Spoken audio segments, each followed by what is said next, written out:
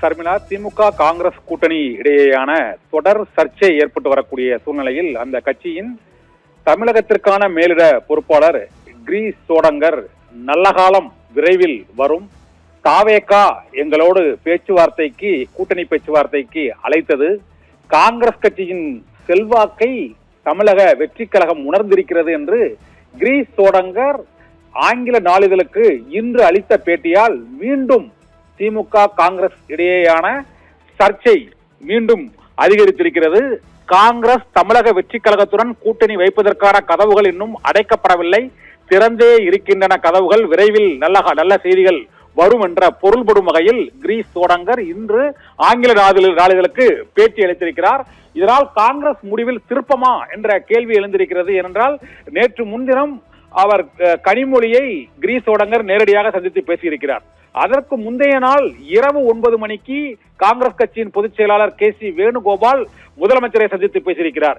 இந்த 2 சந்திப்புகள் தொடர்பாகவும் கிரீஷ் சோடங்கர் இன்று அளித்த பேட்டியில், கனிமொழியுடனான பேட்டியில் எங்களுடைய எதிர்பார்ப்பு என்ன, அவர்களுடைய நிபந்தனைகள் என்ன என்பதை மட்டும்தான் அறிந்து கொண்டிருக்கிறோம், இன்னும் முடிவு ஏற்படவில்லை என்று கூறியிருக்கிறார். இதே போல KC வேணுகோபால் முதலமைச்சருடனான பேட்டியில் முடிவு ஏற்பட்டதா என்று கேட்டதற்கும் அதுவும் இன்கன்க்ளூசிவ், முடிவு ஏற்படவில்லை, ஆனால் எங்களுடைய கோரிக்கைகளை அவரிடம் நாங்கள் கூறினோம் என்று கூறியிருக்கிறார். மற்றொரு கேள்விக்கு, தமிழக வெற்றி கழகத்துடன் நீங்கள் பேச்சுவார்த்தை நடத்தினீர்களா என்ற கேள்விக்கு, அரசியல் கட்சிகள் பல்வேறு நிகழ்ச்சிகளில் பல்வேறு கட்சிகளின் தலைவர்களை சந்திப்பது வழக்கம், அதுபோல தாவேகாவையும் எங்களுக்கு கூட்டணி பேச்சுவார்த்தைக்கு அழைத்தது, எங்களது கட்சியின் செல்வாக்கை அவர்கள் அறிந்திருக்கிறார்கள், அங்கீகாரம் வழங்கி இருக்கிறார்கள் என்பதையும், 40 வயதுக்குட்பட்ட இளைஞர்கள் தான் தமிழக வெற்றி கழகத்தில் இருக்கிறார்கள் என்பதையும் நாங்கள் கவனத்தில் கொண்டிருக்கிறோம் என்றும் கிரீஷ் சோடங்கர் இன்று அளித்த அந்த பேட்டியில் கூறியிருக்கிறார். திமுகவுடனான பேட்டியில் உங்களுக்கு தொடர்ந்து கசப்புணர்வு அல்லது ஒரு நெருக்கடி அழுத்தம் கிடைக்கிறதா என்ற கேள்விக்கு, அவர்கள் கடந்த 70 நாட்களுக்கும் அதிகமாக இன்னும் எங்களை பேச்சுவார்த்தைக்கு அழைக்கவில்லை என்று அவர் வேதனையோடு தெரிவித்திருக்கிறார். இதனால் அரசியலில் எதுவும் நிகழலாம் என்பதால், அரசியலில் அவர்களுடைய நலன் எங்களுடைய நலன், நாங்கள் 140 ஆண்டுகால பழமையான கட்சி, திமுக தமிழகத்தில் ஆளும் கட்சியாக இருக்கிறது, இருவரும் கூட்டணியில் இணைந்து செயல்படவே விரும்புகிறோம், அதற்கான முயற்சிகள் இந்த குழு பேச்சுவார்த்தையில் தொடங்கி இருக்கிறது என்று கூறியிருக்கிறார். ஆனால் அதிகாரபூர்வமான பேச்சுவார்த்தை இன்னும் திமுகவுக்கும் காங்கிரசுக்கும் இடையே தொடங்காததால் எந்த நேரத்திலும் எதுவும் நிகழலாம் என்பதுதான் அரசியல் ரீதியான உண்மை என்பதையும் இந்த பேட்டியில் அவர் குறிப்பிட்டிருக்கிறார்.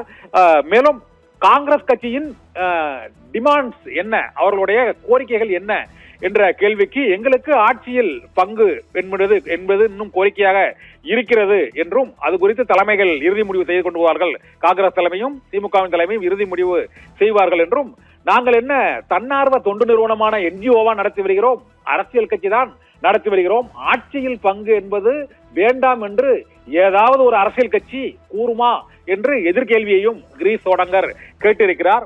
மேலும் உள்ளாட்சி தேர்தல்களில் உள்ளாட்சி பிரதிநிதிகளுக்கு உரிய பிரதிநிதித்துவம் எங்களுக்கு வழங்க வேண்டும் என்றும், காங்கிரஸ் கட்சிக்கு 12% 20% வாக்கு வங்கி இருக்கிறது என்பதை அனைத்து கட்சியினரும் உணர்ந்திருக்கிறார்கள், நாங்களும் அதை அறிந்திருக்கிறோம் என்றும் அவர் கூறியிருக்கிறார்.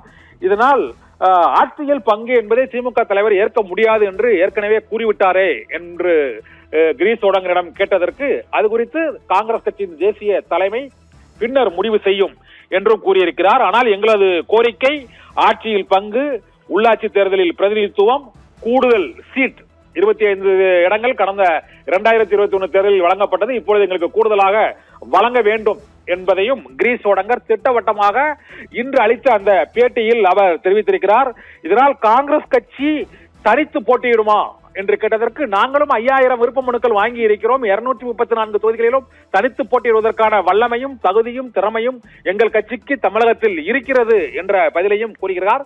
விரைவில் நல்ல காலம் வரும், அந்த நல்ல காலம் தாவேகாவா, தனித்து போட்டியா, திமுகவா என்பது இன்னும் ஓரிரு நாளில் தெரிய வரும்.